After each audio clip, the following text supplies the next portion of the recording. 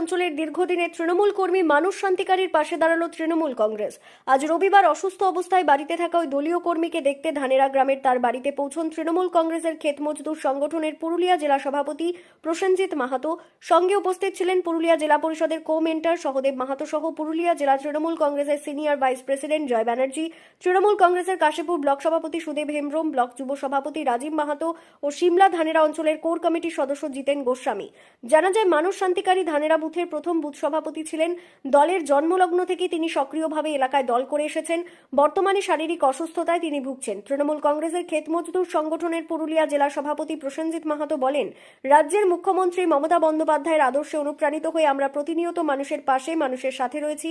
একই রকমভাবে অসুস্থ দলীয় কর্মীদের পাশে থাকাও আমাদের একান্তই দায়বদ্ধ। আগামী দিনে সমস্ত রকমভাবে দল মানুষ বাবুর পাশে রয়েছেন। কি বলবেন?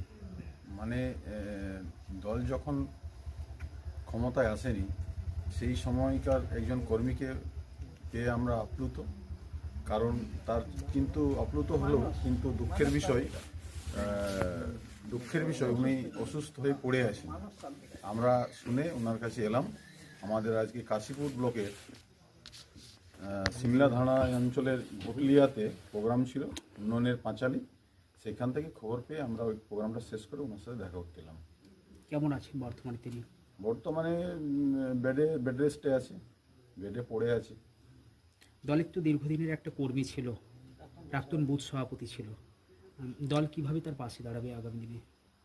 আগামী দিনে আমরা কাশীপুরের আমাদের অঞ্চল ব্লক সভাপতি আছেন, আমাদের কমেন্টার আছেন, রাজীব আছেন, আমাদের আরও অনেক নেতৃত্ব আছে।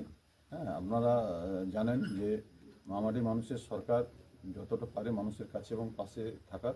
আমরাও চেষ্টা করব এই সরকারের আদর্শ নীতি নিয়ে তার কাছে থাকার এবং পাশে থাকা এবং কাছে থাকার। শোনা মাত্রই আমাদেরই এক সহকর্মী ভাই জিতেনের মুখে আমরা কথা শুনলাম যে দীর্ঘদিনের একজন বুথ সভাপতি, যেদিন দলে ক্ষমতায় আমরা ছিলাম না সেদিন থেকে উনি একটা দলকে সামলিয়েছিলেন এই সংসদ এলাকায়।